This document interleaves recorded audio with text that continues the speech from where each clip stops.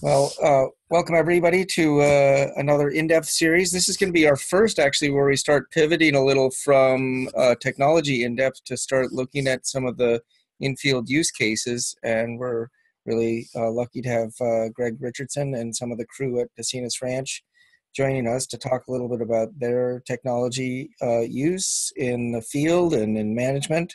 I think we're really excited to learn a bit more in preparation for the upcoming meeting later in March, where we'll be able to dive in even in greater depth.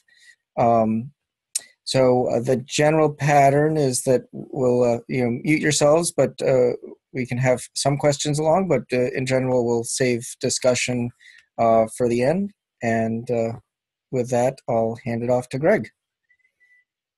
Okay, well, I'm hoping to make this somewhat conversational, so trying to tailor it to the things that you all are most interested in seeing. I recognize a number of the names of folks who are on this call, and so good to kind of be in your presence, even if we're not seeing each other in this moment. But yeah, just for a little context, I work at Paicines Ranch. I was brought on under the title of Director of Research and Monitoring. A lot of my role here has kind of been a mix of different things ranging from agronomy to compost production and some kind of in-house trialing. And so previously, Kelly Mulville, who's our vineyard manager and had been our general manager, kind of brought us up to speed in using FarmOS. And so I've sort of stepped into that role of essentially being the liaison between the team here and the livestock operations, the cropping operations, and some of the record keeping and FarmOS kind of organizing. So there's another individual, Jess, who had a meeting at noon that is running a little bit long. So hopefully she'll be able to jump in here because she's been really involved in this as well. But Doran, my kind of the way that I prepared for this was I just thought about kind of all the different types of technologies that we've used in different scenarios to help us with what we're doing. And figured I could kind of speak to, what we're doing and when and why,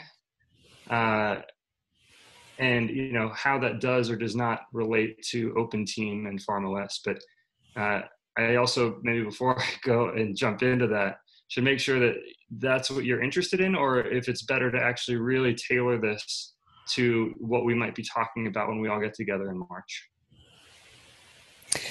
Yeah, I think a good overview for this group, and I'm going to invite Bob Adams and Ankita, who are really heading up the human-centered design part, to also help direct the conversation. But from my perspective, I think it's really good to get a sense of the scenario in which you are using it. And then I think maybe we could refine that as we head in terms of what we'll be focusing on the ground when we're there. Okay. If I may add one piece that I'd love to hear about, I love the idea of going through the different types of scenarios and technologies. Sorry, hi, this is Ankita.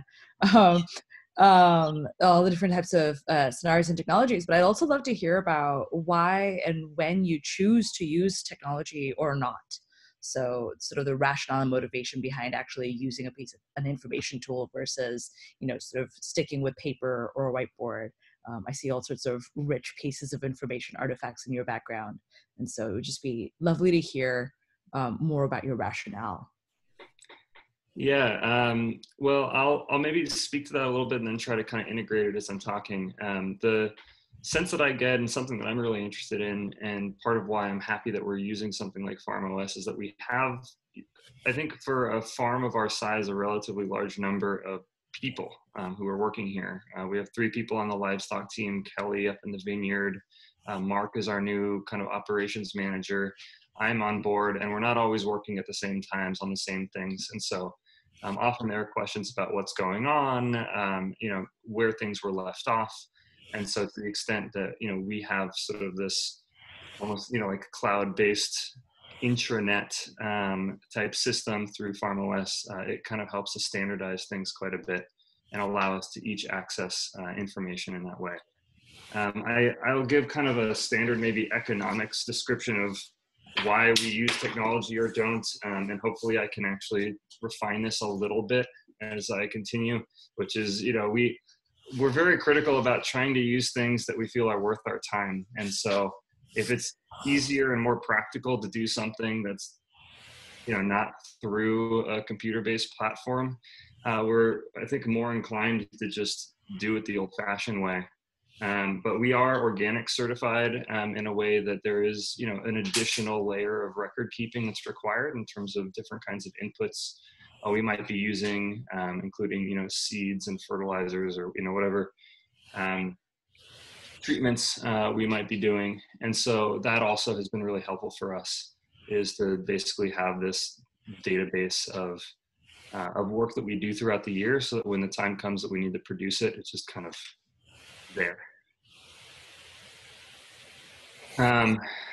So yeah, that feels a little generic, but hopefully when we go through each example, if you want to kind of prod to dig a little bit deeper into, well, why this tool, why that tool is, I'm happy to explore that. Cool. That was lovely. Thank you. Okay. Yeah. So I'm going to just take a second here and plug my computer in. I've got some good juice, but I just want to make sure that I don't lose you all halfway through.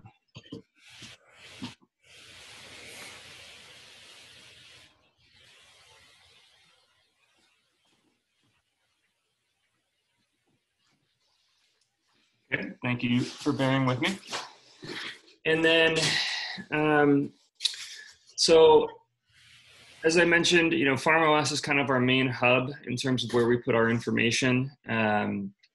We are using the online platform and have started to use the FieldKit app, which kind of in our current state, we're recording logs of observations for the most part of things that we see in the field. We can take pictures. But we're starting to try to use it in terms of grazing and grazing plans. And as we're out with the animals, recording, which paddocks and which, parts of those paddocks they're in for certain periods of time. So that's been something that we're really excited about, and hopefully we'll have fine-tuned a little bit more a month from now. The other place that we've been depositing information is just in a set of Google Drive folders. And so the way that I have tried to delineate, what goes in what place, is that if you have resources like a PDF, something that might be like, what is the proper way to compost wood chips, or plant spacing for pistachios, or something like that.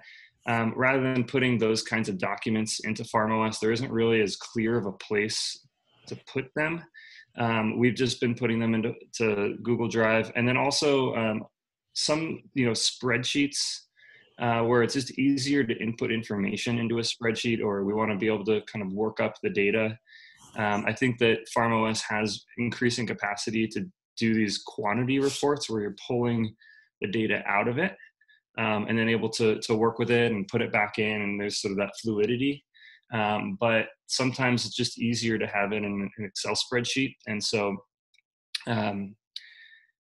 sometimes we will just create a log in FarmOS with a link to the Google Drive spreadsheet.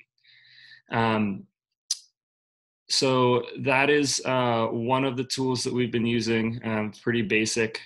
In terms of map making, sometimes there's just more kind of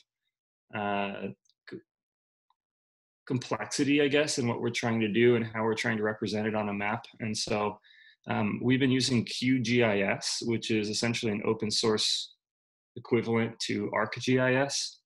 And so from that, you can create KML files, and those can be uploaded into FarmOS if there are new areas that we're trying to create. Or an example is we documented some of our rangeland water infrastructure, so where there were pipes and troughs. And we were able to essentially, through lines and points, load that up into FarmOS so that it's all represented there. Let's see, there's some degree of map sharing that we can easily do through Google Earth, and also you can kind of look at historic timeline sequences of like what the landscape looked like in October of 2015 or something along those lines versus 1998. And so that's been just a tool that's embedded into Google Earth. And so sometimes when we want just sort of these bird's eye images of how the landscape maybe has changed a little bit one way or the other, particularly I think it's most prominent in terms of cropping systems, but sometimes, you know, tree density or riparian habitat. That's been a cool thing to get to tap into.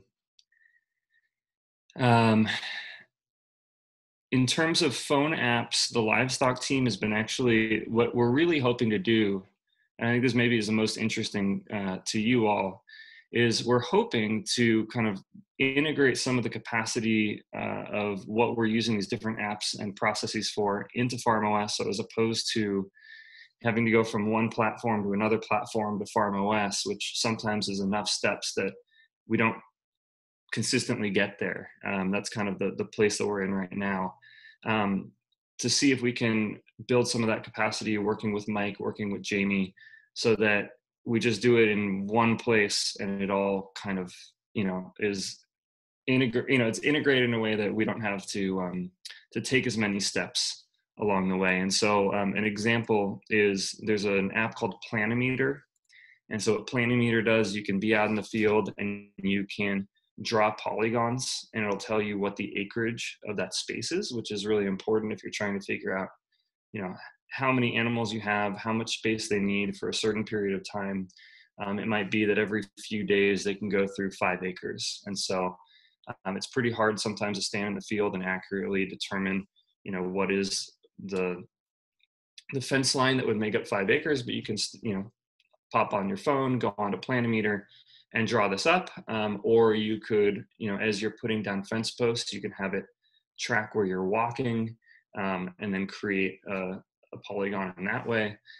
And so that's been really useful. And you can also see where, you know, prior polygons have been, so you can see, you know, make sure you're not putting the fence where you know, they previously had been grazing. And so what we've been doing is you can then export that as a KML file and then upload that to FarmOS. And then we've been taking the sort of time that they're in that paddock and the size that they're the paddock, the animal units based on the number of animals and their weight, and putting that into a Google spreadsheet, Google Sheet, calculating the numbers, you know, and then like that information could be transferred into FarmOS along with that KML file. So that's the whole thing where it's like, okay, well, we have 3 different systems, but we're really just trying to get it into one hub, one concentrated place. So that's been kind of a cool process to work with Jamie and Mike on that. And I know that they've been doing some awesome work, and it's actually, I feel like we're really close. So if we're not quite there yet, we can at least show some of the tools and how they work. I mean, there's some questions around if we don't have Wi-Fi, right, we can use the GPS that's built into the phone, but then we can't actually see the satellite image on the map. And so that's where having some of these other options of, you know, being able to drop a waypoint based on what your GPS is becomes pretty critical. There's one more tool that we've started to use kind of in a similar vein, and that's called Gaia GPS. This is another app. And the reason we've started to use this is that we've been starting to bring our sheep into the rangeland areas a little bit more. And there are certain zones that are actually pretty hard to fence because of the topography. But if you have dogs and you can herd the sheep and you can kind of move them into these spaces that don't typically get grazed, and you can better utilize that, you know, that space, the land that's available. And so we've actually had periods of time where Jess or Steph are going out there with their dogs and they're moving the sheep around the landscape. And what they wanted to do was essentially create a track of where they were, so that the next day or 2 days later, if Jess wasn't on anymore and Steph was coming on, again, she could look at, okay, well, Jess took the sheep in this direction, I'm going to take them in this direction. And so Gaia GPS, I believe is, I mean, the way that it seems to be set up is largely for people who are like backcountry camping or, you know, in some ways going out off trail. And it's worked pretty well for us. There is a subscription fee to, you know, it's like a premium or freemium type model.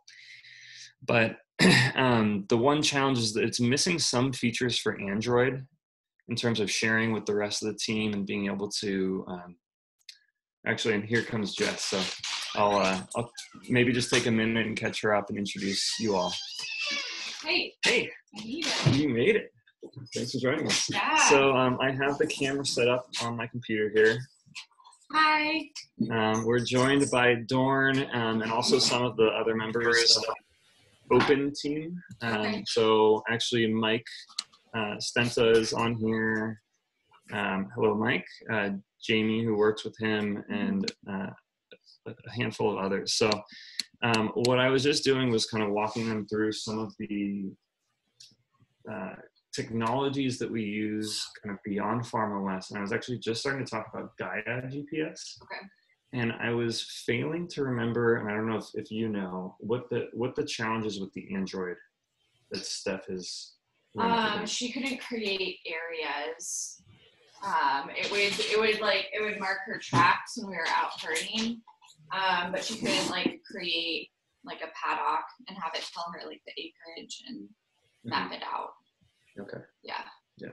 That's the problem with that. And just to clarify, what you'd be looking for example, with this particular tool would be the ability to create tracks with Gaia, but the ability to do the area to acreage thing that you mentioned you guys do with Planimeter?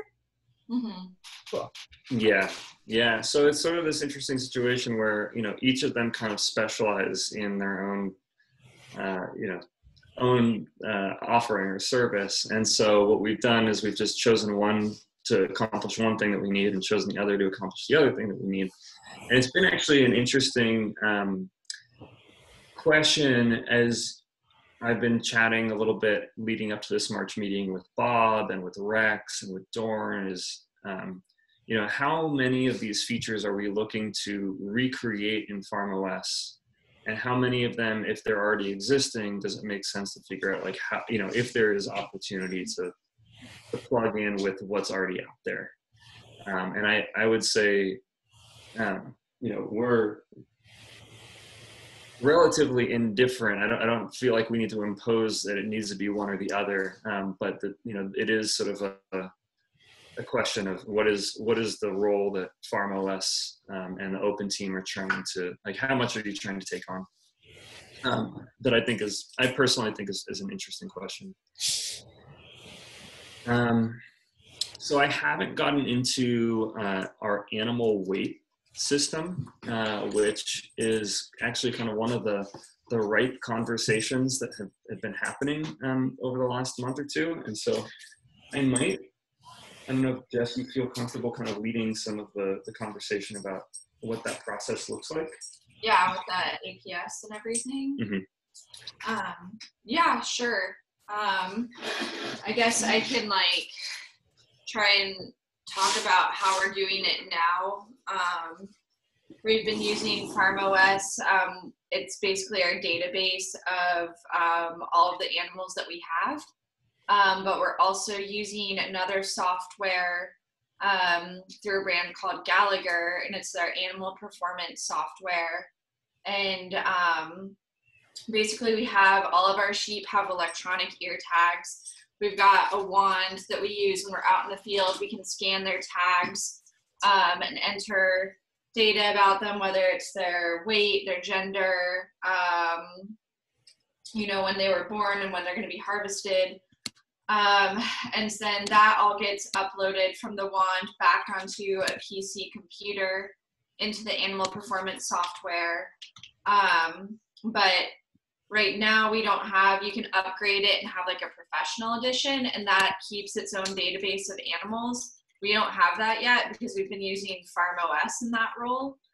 But the problem comes in when I need to go through and create a draft list. So sometimes we're sorting off different sheep for harvest. You know, it's super important that we only sort off like the yearling males. All of our females need to stay, or certain females, like they're our breeding flock, we don't want that scent. Or like our cull ewes, you know, if it's like an older ewe and you know, she didn't get bred or didn't take care of her lambs. But right now, in order to do that, it's really inconvenient, and there's a lot of room for error, because I'm taking the data that's on FarmOS, I'm exporting it into a CSV file, because that's the only way that I can kind of like sort through it visually.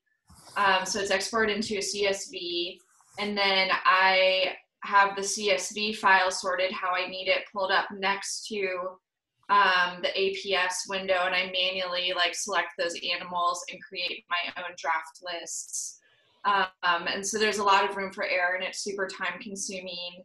We can do it now with the flock size that we have, but we're planning on continuing to grow, and that's not practical for us to keep doing long term. So maybe finding some way, you know, to like even just like make the data more viewable and sortable within FarmOS, and like skip some of those steps to get over into APS, or maybe we use APS and export the data from APS into FarmOS. I'm not sure what the easiest way to do that is, but you know, it doesn't make sense to keep doing it how we've been doing it.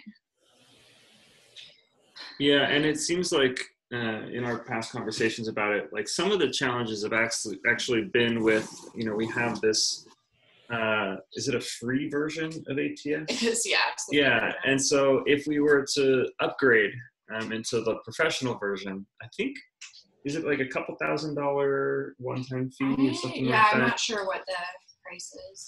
You know, it's a meaningful amount as our operation, you know, our herd, our flock gets bigger.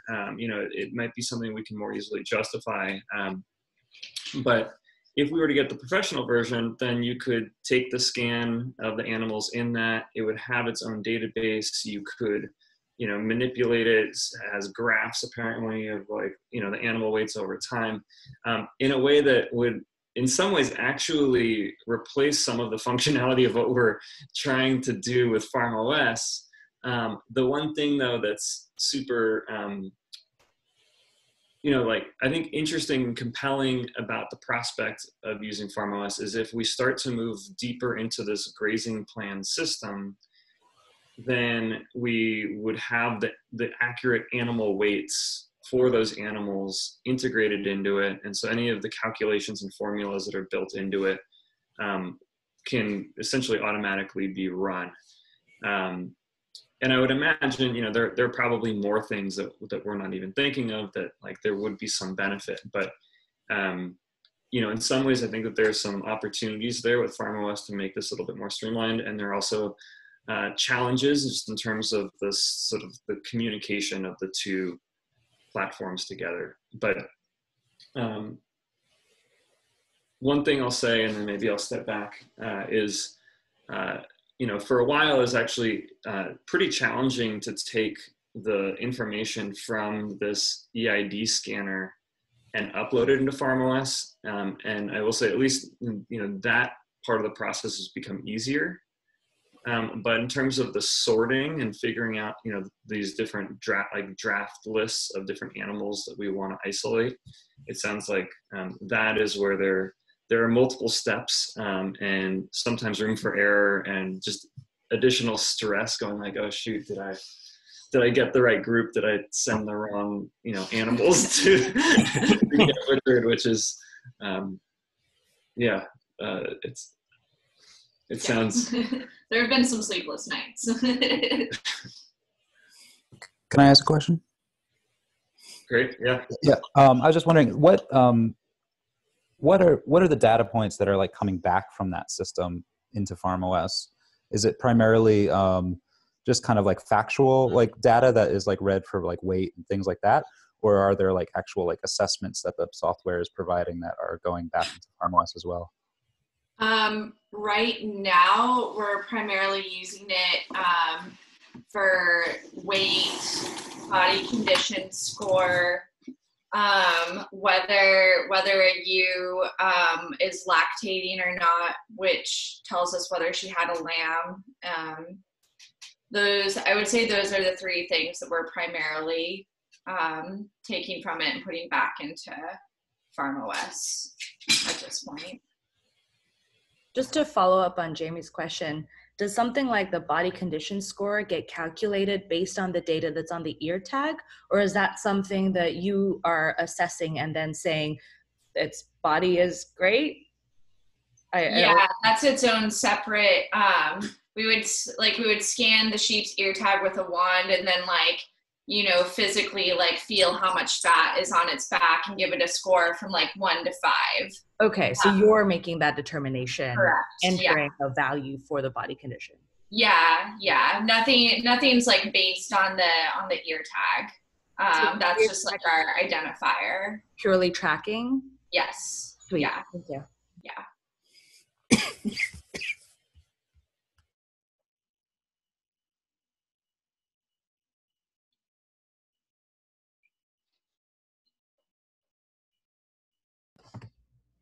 Are there any other questions about that? Oh, go ahead, Ankita. I have a general question, so I don't want to derail if anyone else has got questions specifically on this one. I think I have one that might still be related to this. When you're getting the weight out there in the field, is the wand integrated with the scale, or do you have a computer that you get the ear tag number and then write that down? So yeah, that's a really good question. Right now, our wand is separate from our scale. So we're manually looking at the scale head and typing that weight into the wand.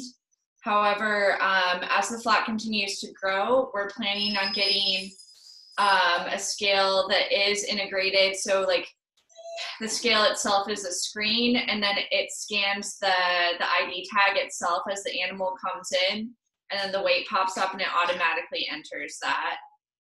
So it works both ways, and I think eventually we'll end up using the latter as we go forward.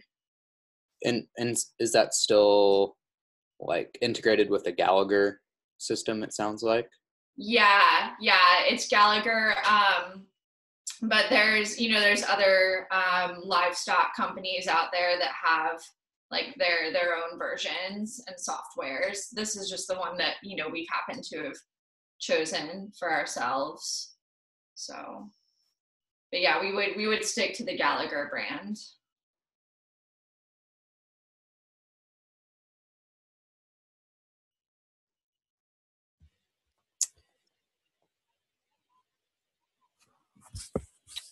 And Kita, did you want to jump in with your question? Yes, sounds good. So I just wanted to zoom out a little bit. You've talked about 7 different technologies so far, mostly used for tracking animals, and a lot for farm management. And I know that there might be folks on the call who are also interested in things that you're doing to be able to track soil health. And so I was wondering where what is the intersection between your management goals, your environmental goals, and other all the different kinds of goals that you have on the farm, and how those then drive the different kinds of tech that you've chosen. A lot of these seem to be very specific for a specific task, and so it seems like it's primarily management driven of I got this problem, I need it fixed because it's a pain, versus I have this extra question that I'm trying to answer, and as beautiful technologies to appear in my lap. So maybe if you could just speak a little bit about how those different goals match your decision making when it comes to selecting a tool. Yeah, so far in terms of thinking about soil health, thinking about soil carbon, kind of ecological components of what we're doing here, we've largely kind of leaned on more standard methodologies. And I think with soil health, it's a little bit of a hard thing to say, because I think what's standard is still shaking out a little bit. But there are simple things like infiltration rings to determine water infiltration, ways to get at water holding capacity.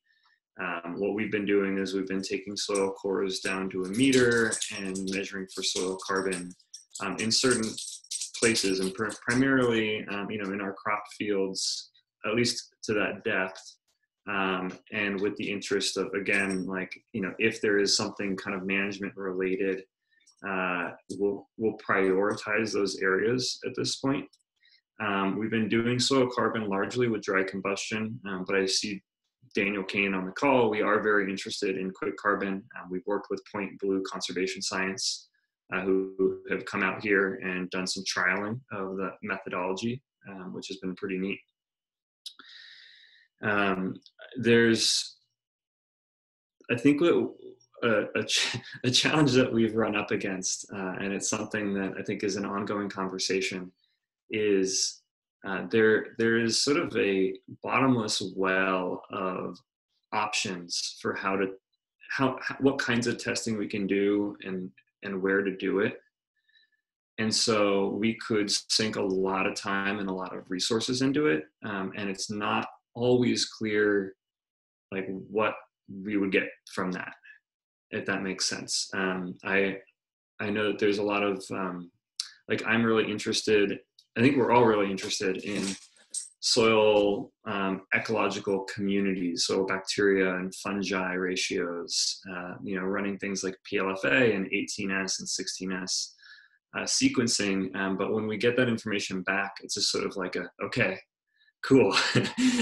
And I think that if we do that for long enough over time, we can start to see, hopefully, a trajectory of change, and hopefully in a positive direction. And then that will be an indication to us that we're doing the right things by those metrics. And so I've been here for a little bit over a year, and it's been sort of a good debate. And I think that so far, if we're being completely frank, there've been a lot of questions about, how are we going to go forward with our crop ground, and, certain questions that are a little bit more of this day to day. And that's why when I was introducing myself, I was saying a lot of my emphasis is kind of been pointed toward agronomic questions.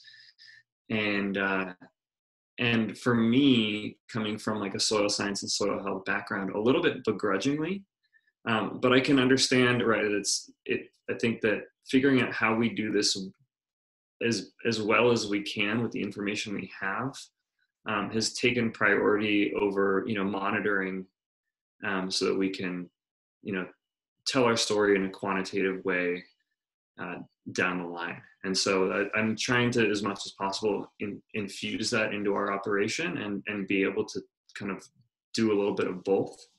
But one of the things that I made a note of that I hadn't shared with you all is that, one of the ways in which we're keeping track of how things are changing is just through photo monitoring, which isn't really a technology platform, but we either with cameras that we're holding, or we also do have a drone for image and video capture.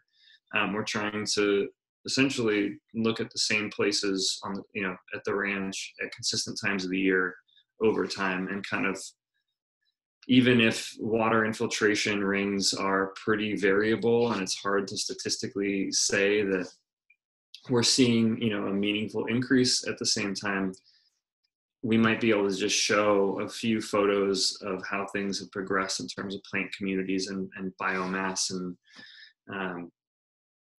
that, it's the whole picture says 1,000 words. I don't want to bank on that, but that is another approach that we're taking that is pretty easy, and hopefully will be relatively effective.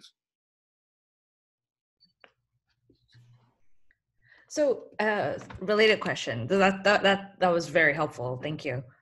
So, at least when working with agricultural researchers, one of the things that I often notice is that when a protocol is early or not very well developed, they'll stick to a spreadsheet because they're like, I don't have time to bake this into a specific tool. I'm still experimenting. The format's going to change. You mentioned this idea of in soil health, standards are still developing.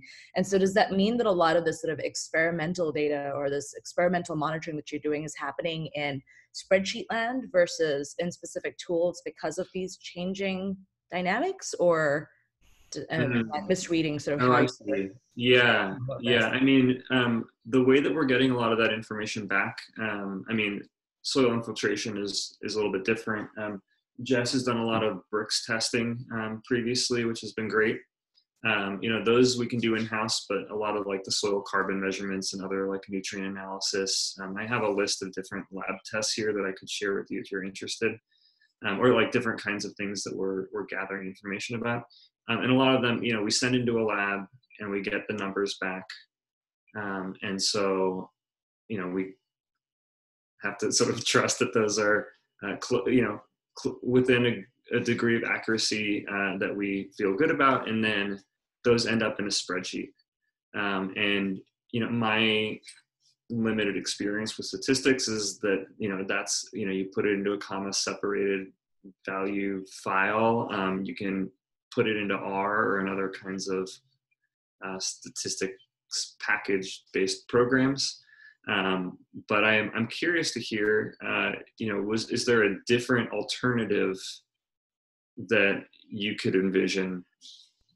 Well, so it's a little bit of yes and no. So at least with the folks that I work with here, at least for the earlier protocols, it'll be, you know, same sort of process that you're describing, except in this case, it would be like a grad student going out to collect the sample, and then the sample gets processed in like one of the labs on a university campus. And so you're still, or sometimes it'll get sent out to a report. I realize I am like the least soil health person on the call because I'm definitely more on the informatics side. And I don't know why I'm explaining how Daniel Kane probably does this better. But I figured I'd give it a shot, you know, some sort of attempt. But at least what I've been noticing is that once a protocol gets better developed, then it gets transformed into a tool like something like Quick Carbon, Dan, correct me if I'm wrong, where now you have a better sense of like the kinds of structures you're looking for, the actual methodology is better developed. And so now you can start to move from this like loose format to something a bit more structured. Please, somebody else jump in and help me out here if I'm misrepresenting soil science. Yeah, I'm thinking that maybe Greg Ostick might mention about sort of the tool. We don't need to go into great depth, but and Land PKS is something that we'll also have an opportunity to look at on the landscape and see how that might fit in terms of this conversation as well. Where again, those methodologies are baked in with pictographic sort of step-by-step instructions. Yeah, But yeah, Megan, I think online too here. Yeah, I mean, I think it is interesting. We had a similar discussion with a farmer like last month that, you know, they collected a lot of machine data, and I asked, well, do you use the machine data for decisions? They go like, heck no, it's a total mess. But we do like to look at it to do on-farm tests, you know, where you're comparing one side of the field to do one thing and another side where you've applied a different treatment or something like that. So I think, you know, in your guys' case, you're taking individual data points, you're using spreadsheets to sort of do that work, and spreadsheets are great. And I think if they work for you, you know, that's a good option. You know, we have like a survey tool that's sort of a generalized survey tool that you can make specific sort of experiments in and then try to replicate them to try to reduce error. And that may be appropriate for some things that you're trying to do, you know, longer term or across multiple people so that you reduce error. And that hopefully you can integrate the final product into your farm management system. So I think that's an option that is in our community and may or may not be appropriate for this application. But one thing that I noticed earlier you talking about was just, and seeing this also is just like, just the general need for like the farm management system to also be a general purpose like data storage so that you're always showing up to the same home screen. You know, like if you could have just like Google spreadsheets appear in Farm OS and sort of help organize some of those things, that may be a good step in the right direction too. I don't know if I misinterpreted that, but you know, just those are useful tools that should be on your kind of home screen. I kind of have a follow-up question with that. I was curious, Greg from Paicines, if you had seen the soil test logs in FarmOS and if you've considered using those as a way of sort of storing those soil test results. Yeah, and we have. Right now, when I get the soil results back from a lab, what I'll do is I will this is sort of embarrassing. I will save the PDF in Google Drive.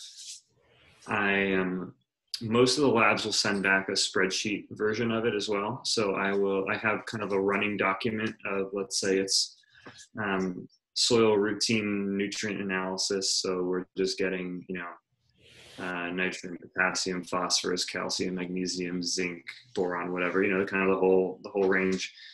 So I keep one spreadsheet that's sort of the master file. So I'll fill it in with the new results. And so that's a Google sheet. And then I will also go into FarmOS and I will complete a log to say, in our vineyard, we completed a soil test on this date so that, if you're looking in the vineyard and you want to see what's been done there in terms of soil tests or plant tissue analysis or whatever, you can find, what's been done at what time, and then I will attach the PDF document to that. So it's embarrassing because there are three different things, three different ways that we're archiving it. But that way it's assurance that, if we're looking for that information, we can find it somewhere. Greg, one of the things that kind of struck me, or that I was thinking about when you were talking about different ways to sort of analyze data and stuff like that, that could be a really good opportunity for something we could do within OpenTeam. So trying to figure out sort of what are the most useful ways to, do what are useful statistical tests, what are useful ways of visualizing data that are sort of meaningful to like all kinds of different audiences. And that could be, because they're the kinds of things, I think to do from like, I'm going to be writing a paper on something, right? Like, what am I going to do in R that is relevant? But that doesn't necessarily translate, and at least giving sort of the right kinds of options that give people the capacity to sort of not just be looking at a spreadsheet, but be looking at like figures, types of data visualization that are instinctive, intuitive, make a lot of sense and are useful. So it'd be fun to chat about that more as OpenTeam goes on. Yeah, I guess along those lines, Dan, I'd love to hear from Greg and Jess about what kind of, indicators they're trying to calculate. I've certainly heard things, pounds of gain per inch of rain, indexing to environmental to agronomic performance, and whether, which ones you might be doing now or ones that you would really love to have. Sure. I'll let Jess chime in, but I just want to note that this is timely because it's something that we're starting to really look at. There's sort of this place that we're in where we've been inputting a lot of data, and there are times where I think there's a user error component or a learning curve and trying to kind of get it out. But some challenges of, okay, well, how do we get this kind of information from FarmOS? And so we've been actually emailing with Mike about, what are some of the key metrics that are important to us. So I might actually just on a separate screen pull up that email so that I can just read some of these off. But I don't know if Jess, you want to talk, if there's anything offhand that you want to bring up in terms of important metrics for our success. I mean, you guys were talking about having like data on spreadsheets, and right now for our grading data, that's how we've been doing it. We have different columns every field, how long our animals were in there for, and then formulas that calculate out, like how many animal acre days we got off of that field. And so, but in order to go back and analyze any of that data, you have to go back through the spreadsheet and like find those individual fields and calculate different averages because there's different paddocks in each field. So I know one of the things we've been talking about was how great it would be to have like a platform where it, you could kind of see that changing throughout time and space, knowing when you hit a certain field during the season, what you got off of it this year, like how that, increased or decreased. the following year, but having a better snapshot of that through time, to see like how our management is changing the landscape. And along with that, one of the things we've been struggling with our grazing records is, you know, it would be awesome to be able to like try and attach photos to those different like paddocks of like where we've like made night pens or where we place the animals to get, you know, herd effect, like there was a weed patch there. So being able to have, you know, waypoints, I guess, with attached photos, that were like, we could organize in different like layers and access somehow would be huge. And we haven't found anything that'll do that for us. So that's kind of what I was thinking about while you guys were talking.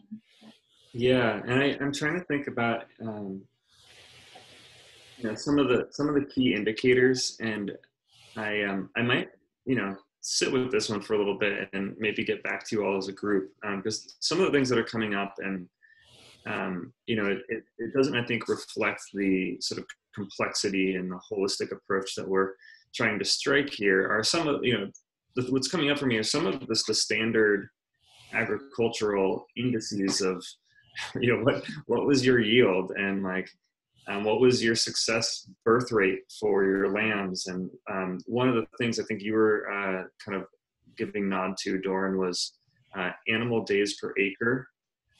So how much feed, like how productive is that landscape? And that's basically like how much food per animal were you able to provide in a given space. Average daily gain you're getting off that landscape as well. Yeah, so gain for the animal. And so, you know, some of these I think are maybe in a good way, in that it would sort of appeal to a broader farmer audience. You know, these are some of the things that I think are metrics that folks track to determine, you know, how well they're producing. You know, I mentioned bricks previously. I know that as part of the Real Food campaign that Greg, you know, you've been working with, the, you know, nutrient density, you know, would certainly be something that we are, you know, would be really interested in. If we were able to increase our soil organic matter percentage, you know, those are all things that I think kind of are in some ways peripheral, like co-benefits, but also really, really core to what we're trying to do here. You know, if we weren't making, you know, pushing the needle on some of those things that are the more ecological indicators, then I don't think that we would, you know, I'm trying to figure out how to put words to this. I was going to say that I don't know that we would be doing this. You know, it's like, but that is really, you know, at the essence of kind of what we're trying to accomplish through our agricultural operation. And so that's where I think I'd like to think about that more, because it, you know, we have tracked bird diversity with Point Blue, you know, and that's been really awesome to see how, you know, there has been an increase in the number of birds and the diversity of birds. But yeah, I think that we're still figuring out, you know, how integral are these different pieces to both our story and, you know, our decision making on a day-to-day basis. You know, how do you, aside from keeping sheep from grazing areas that are nesting sites from birds, which is something that we, you know, are doing, and sometimes, you know, having to make some tough choices around, you know, how do you determine how long to stay in a paddock with your sheep in order to increase bird diversity? It's not an obvious link, but, you know, there's clearly, based on the animal movement and kind of giving the land time to rest, that is sort of embedded in it. So I have a question about storytelling, if I may now sort of riff off of what you were describing. Earlier today, you said that you're looking for ways to tell your story in a quantitative way. And we've talked a fair bit about sort of how you're using the different kinds of data that you have for coordination and analysis. But I'd love to hear more about how you're telling your story right now, whether it's just qualitatively or quantitatively. What are different ways in which y'all message the kinds of ecological practices that you're currently doing and how that fits into then sort of broader driving of the mission of the farm and things like that. Again, Jess, if you want to chime in, I'll take a stab at it.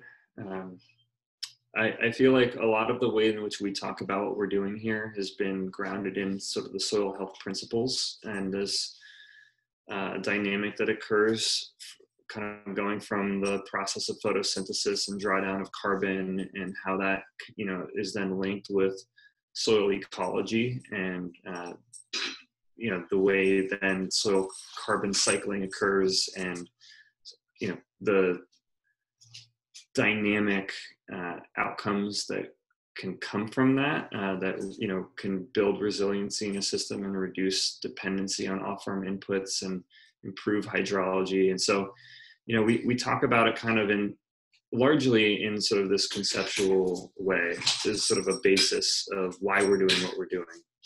And then the place that we've kind of had the most intensive monitoring over time has been in the vineyard, which was planted in 2017 and has been kind of in preparation since 2014.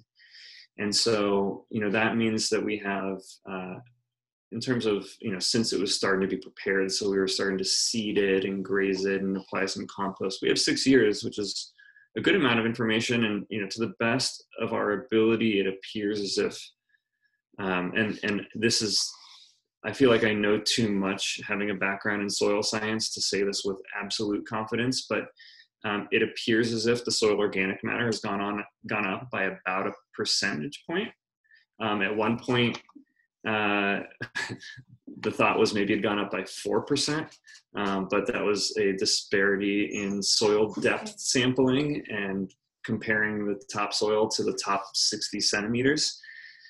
And so, you know, that 1% is actually, I mean, if that is true, and again, the reason why I take pause is there's just so much spatial variability. If that's true, that's really meaningful.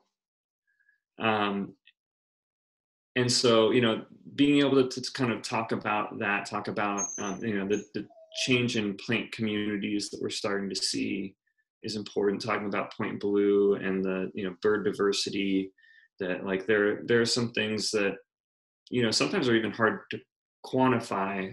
But, you know, if you look at fence line photos and you know, the whole photo monitoring thing that I mentioned, right, that there are ways to tell the story kind of in a bigger picture and kind of loop that back into this conceptual framework of regenerative agriculture and soil health principles. And I don't know about from a livestock standpoint if there's anything that feels additive to that. Yeah, I mean, usually we focused on like the health of our animals, you know, the recovery periods that we give our paddocks, what different needs of different spaces of the land are. And so a lot of that is just from like on the ground experience. Yeah.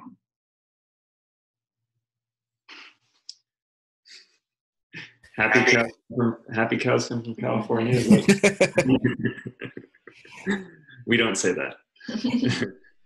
Well, I want to thank you all for joining. We're at the top of the hour, and I want to be respectful of everybody's time, but I think I can speak for the group that it has been hugely helpful to have this time with you before we all arrive on your doorstep to dive in more depth. So yeah, thank you very much, and I'm sure we'll have some quite a bit of follow-up between now and then as well. And if and I'll just mention at the end here that we'll have a couple more different types of use cases coming up. We have the Rothamsted Research Station. There's a long-term research station that will be getting an understanding of how they're using in in-depth long-term trials and their use. And then we'll be have a similar session with Angela Knuth following that on Wednesday, looking at how similar technology or a different set of technology really has been used in large scale row crop production, and sort of looking at it in some of the different challenges, but some of the same challenges in sort of telling the story of regenerative agriculture. So with that, thank you all, and we'll look forward to being in touch all again real soon. Thank you. Terrific. Thanks, Star. Thanks, everyone. Thanks. Thanks, Greg. Thanks, everyone. Bye. Eric.